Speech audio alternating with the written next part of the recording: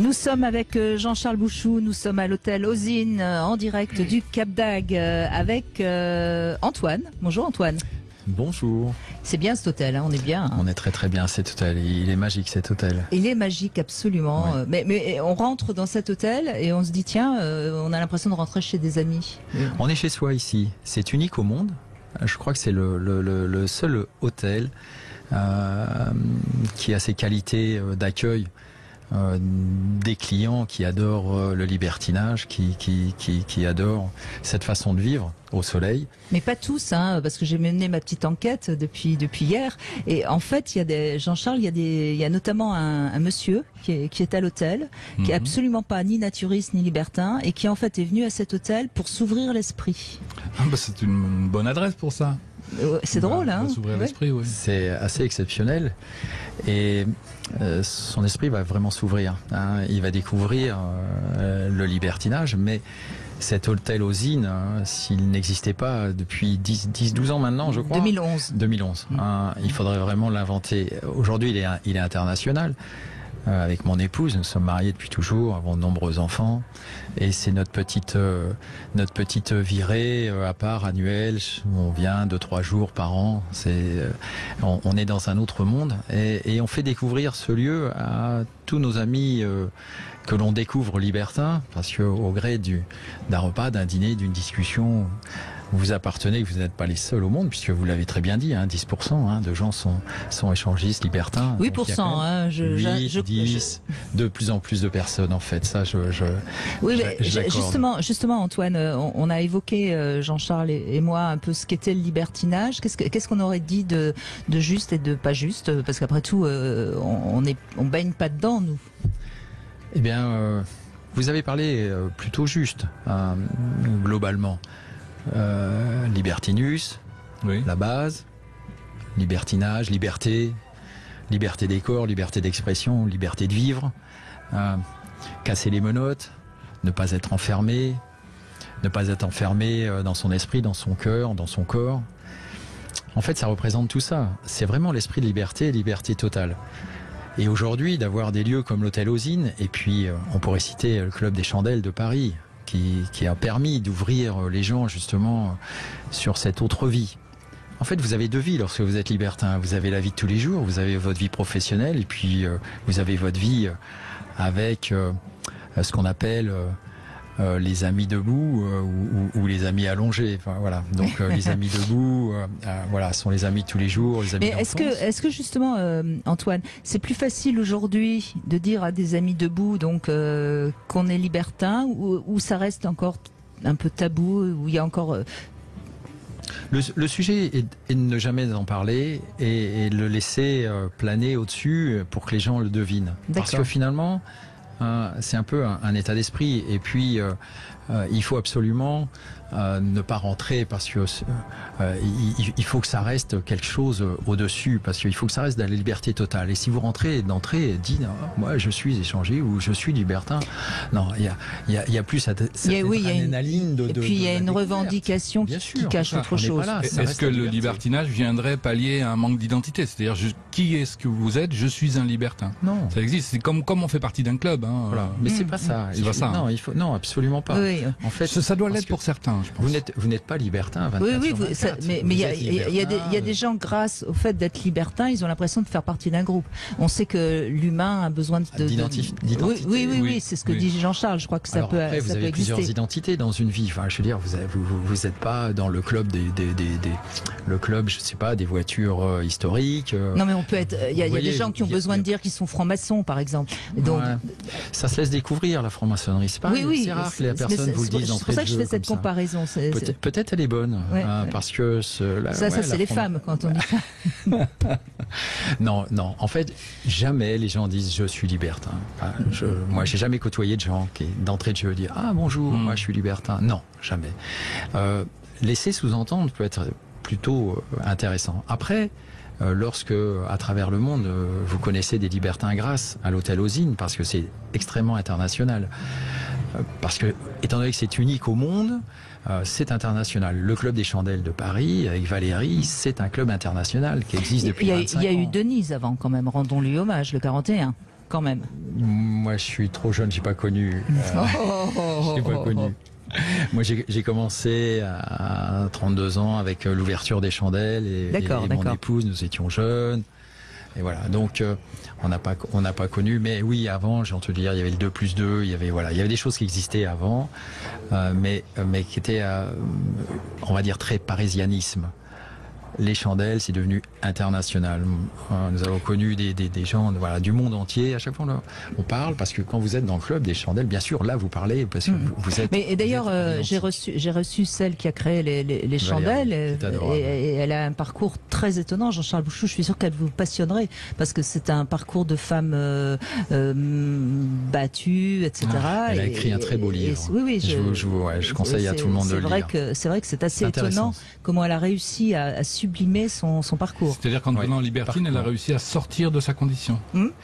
Enfin, c'est étonnant quand même comme parcours. Elle a un parcours tout à fait atypique. Elle sort de Bretagne.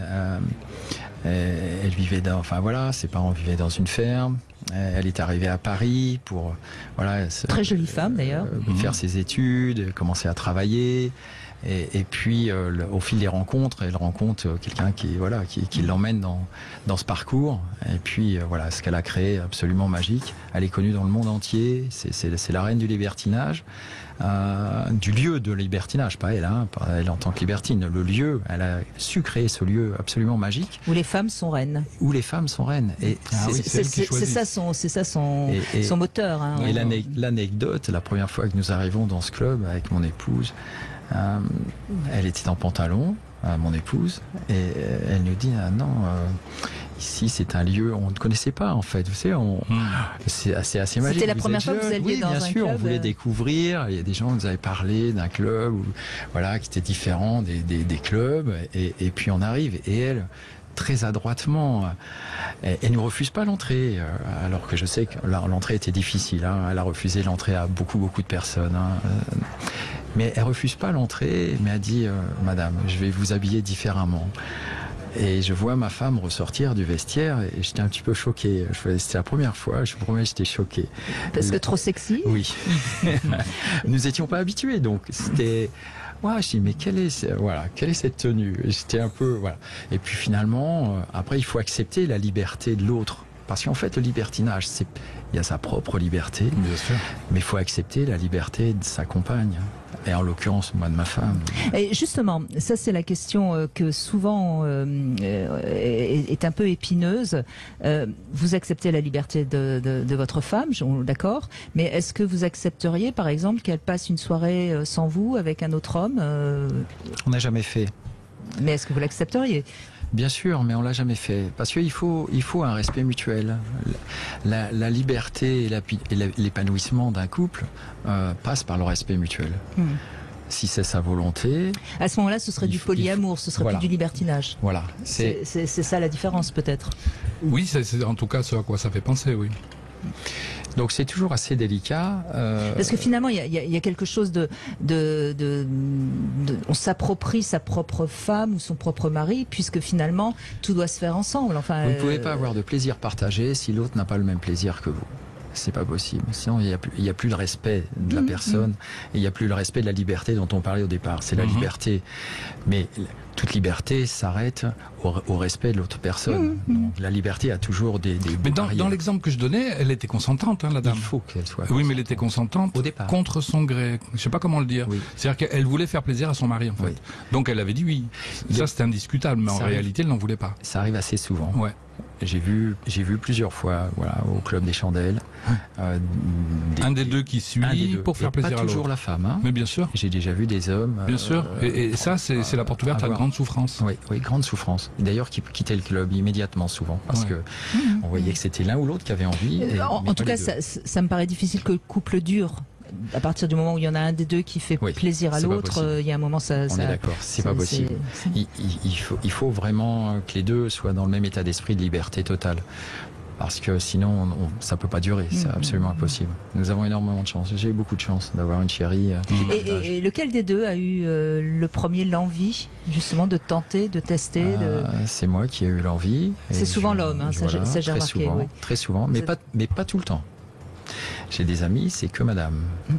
qui a toujours envie d'aller, et monsieur lui dit non très souvent. Donc pas tout le temps, mais on va dire 90% sont les Et il y a de plus en plus, et on aura peut-être une femme qui va nous appeler sur Sud Radio, bien sûr, on a de plus en plus de femmes qui vont avec une copine. Ça n'existait pas, il y a 40 ou 50 ans. Il y a beaucoup de femmes avec la liberté sexuelle d'aujourd'hui, il y a beaucoup de femmes qui veulent essayer l'amour avec une femme. Énormément de libertines veulent essayer l'amour avec une femme. Parce que personne d'autre qu'une femme connaît mieux le corps d'une femme. Et pour faire jouir une femme, les femmes sont meilleures que les hommes, dans tous les cas. Même si certains se revendiquent d'être les meilleurs amants du monde. Ça peut aussi, parce que là, ça me réveille une histoire qu'on m'avait racontée, ça peut aussi être une prise de pouvoir de la part de cette femme. Je me souviens d'une jeune femme qui me disait, moi, je vais dans des clubs libertins, je ne sors qu'avec des femmes. Les hommes ont le droit de regarder, mais ils n'ont pas le droit de toucher. Et elle disait, quand je m'aperçois qu'on me regarde, à ce moment-là, je comprends que je suis la reine.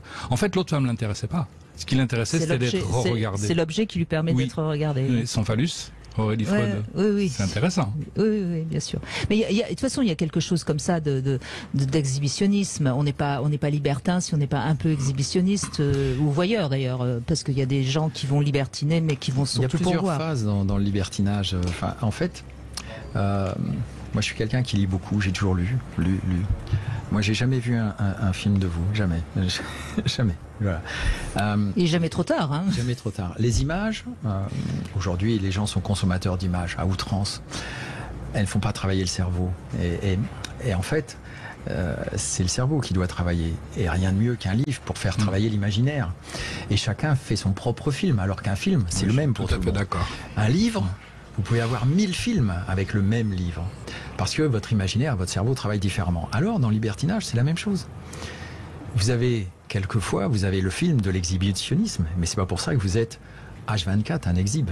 Et puis, quelquefois, vous avez envie d'être voyeurisme. Parce que votre femme qui est en train de jouir avec une femme ou un homme peut, à ce moment-là, vous exciter terriblement. Et là, vous êtes juste voyeurisme.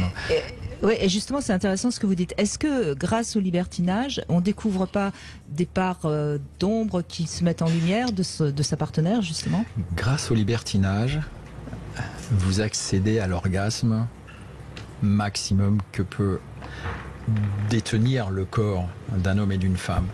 Beaucoup ne savent pas jusqu'où l'orgasme peut être puissant et le plaisir peut être énorme. Et lorsque vous êtes en couple, 10 ans, 15 ans, 20 ans, il y a un moment, vous ne savez même pas que votre corps peut dégager cette puissance d'orgasme. Et grâce au libertinage, quelquefois soit avec l'exhibe, soit avec le voyeurisme, soit avec toute autre pratique, vous avez un orgasme puissant qui arrive, mais à des contrées inattendues, quoi. Et ça, j'ai vu à travers plusieurs expériences de clubs, soirées échangistes, des femmes se transcender et devenir fontaine à des âges avancés, ne sachant même pas ce qu'était qu'être fontaine. Voilà. Et des femmes se mettent en transe totale d'orgasme et de jouissance absolue. Mais ça, c'est dû au fait que au libertinage, on peut rencontrer d'autres corps, d'autres pénis, mais c'est pas forcément le libertinage. On peut découvrir ça si on a une liberté sexuelle. Oui, mais c'est pour avoir une liberté sexuelle lorsque vous êtes un couple marié depuis 20 ans, 30 ans, si vous n'allez pas voir sur les contrées inattendues oui, il faut se surprendre. C'est plus difficile de surprendre, bien sûr. Alors que lorsque vous arrivez avec... Oui, et puis je pense qu'on doit être aussi un peu identifié à son compagnon ou à sa compagne, et que le fait de voir l'autre avec un partenaire ou une partenaire, est-ce que c'est pas quelque chose d'homosexuel qu'on n'oserait pas vivre soi-même? C'est-à-dire identifier à l'autre. Le psychanalyste qui parle. On comprend le psy, il a besoin d'aller chercher dans les contrées inattendues. Oui, vous parliez de part d'ombre tout à l'heure. Moi, j'y vois pas du tout une part d'ombre. Au contraire, je trouve que c'est très intéressant de se découvrir. J'ai dit une part d'ombre qui passait à la lumière. Voilà. Bon, on va faire une petite pause sur cette part d'ombre qui passe à la lumière, et puis on va se retrouver dans un instant avec Trinidad, notre Sexy News qui est très loin puisqu'elle est au Festival d'Avignon. 14h, 16h, Brigitte Lahaie, Sud Radio.